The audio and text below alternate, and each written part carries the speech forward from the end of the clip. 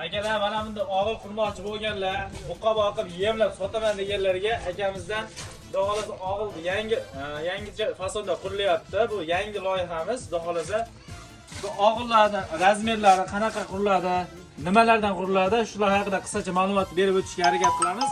Biz og'ilda mol turadigan taraf bu tarafi yo'lak bo'ladi. Yo'lagimiz 1.20 bo'ladi razmerda.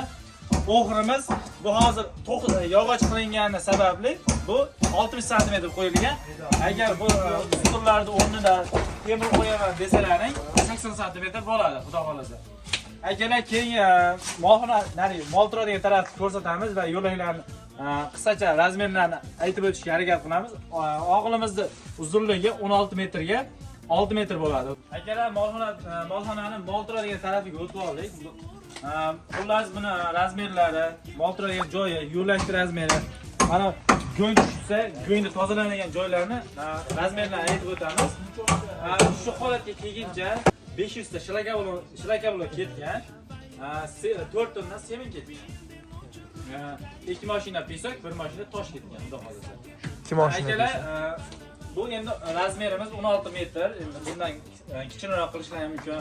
Kamerasini bo'ladi. Qaysini? Bir qadar o'zdan ham ko'rsana bo'ladi, xohlasangiz ustiga ko'rsana bo'ladi. Bemalol ustalarimiz tepada hali ishlashyapti, ishlash jarayonida. Buni bitta holatda ham yana bir ko'rsatamiz. Bu mol turadigan joyimiz mana o'g'irda boshlanishidan mana go'ngxonagacha 2,5 metr razmer bo'ladi.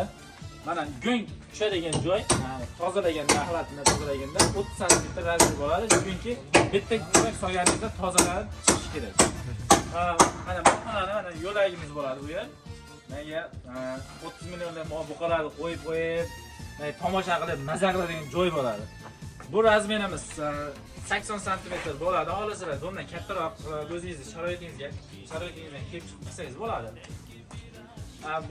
Bu yerga 24 ta to'sin ketgan ekan. Buni razmeri 4 metr bo'ladi.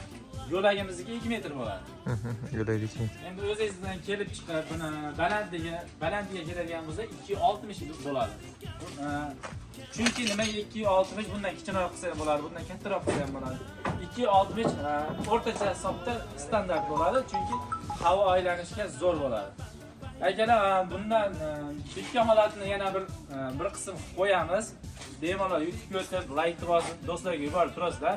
Yangi buqa boqaman, molxona quraman, pul yig'ib qo'ydim degan akalarimizga manfaatli bo'ladigan bittamiz.